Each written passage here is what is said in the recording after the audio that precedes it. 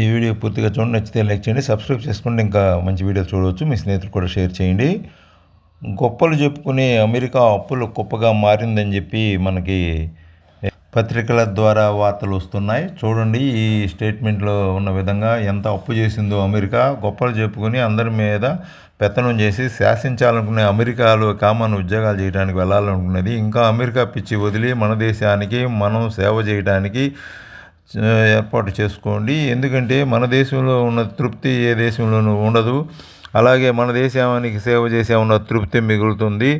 మన దేశంలో ఇంకొక పని మనం చదువుకున్నదే కాకపోతే ఇంకో పని చేసుకోవచ్చు. నేను పబ్లిక్ అడ్మినిస్ట్రేషన్ చదువుకున్నాను, కానీ నేను మార్కెటింగ్లోనే గొప్పవాడిని అనిపించుకున్నాను. అలాగా ప్రతి ఒక్కళ్ళు వారి వారి చదువుకున్న విధానాన్ని బట్టి ఇంకొకటి ఎన్నుకొని చేయొచ్చు. ఈ మధ్య కొంతమంది సాఫ్ట్వేర్ ఇంజనీర్లు చక్కగా వ్యవసాయం చేస్తూ ఎంతోమంది సేవ చేస్తున్నారు. వ్యవసాయం ద్వారానే వాళ్ళు చక్కగా ఎంతో సేవ చేసి మన దేశాన్ని అభివృద్ధిలోకి తీసుకుపోతున్నారు. మన దేశం ఇప్పుడు ఎంతో అభివృద్ధిలోకి పోతుంది. అప్పు చేసిన దాంట్లో చూడండి, ఆ స్టేట్మెంట్లో మన దేశం చాలా అందరి దేశాల కంటే తక్కువలో ఉంది. ఇంకా మనం అభివృద్ధి చేసుకోవాలంటే మనందరం కష్టపడి మన దేశాన్ని ముందుకు తీసుకెళ్దాం. చైనా చూడండి, అంత పెద్ద దేశం అయినా అభివృద్ధిలో ముందుకు వెళ్ళిందంటే కారణం అంటే ప్రతి ఒక్కడు అక్కడ పనిచేస్తాడు కాబట్టి మనం కూడా అలా చక్కగా చేసుకుందాం. అమెరికా లాంటి దేశాలకు వెళ్ళవద్దు. ఆ అమెరికా వెళ్ళాలనే పిచ్చిని మానేసుకుందాం. చూసారా మన వాళ్ళు వెళ్ళి ఎంత ఇబ్బంది పడుతున్నారో ఇప్పుడు.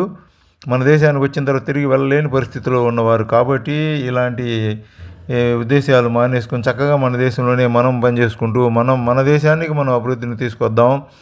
ఇంకా అందరూ ఆలోచించి చక్కటి నిర్ణయాలు తీసుకుంటారని ఆశిద్దాం. తల్లిదండ్రులు పిల్లల్ని చిన్నప్పటి నుంచి అమెరికా పంపిస్తాం అని చెప్పి చెడగొడుతున్నారు. అలాంటి ఉద్దేశాలు మానుకోండి. ఆడు జీతాలు ఇవ్వలేక షట్ డౌన్ చేసుకున్నాడు. 45 రోజుల పాటు జీతాలు ఇవ్వలేకపోయింది దేశం అది. అలాంటి దిక్కుమాల దేశంలోకి మనం వెళ్లాల్సిన అవసరం ఉందా? ఎంతో పవిత్రమైన భూమి మనది, కర్మభూమి.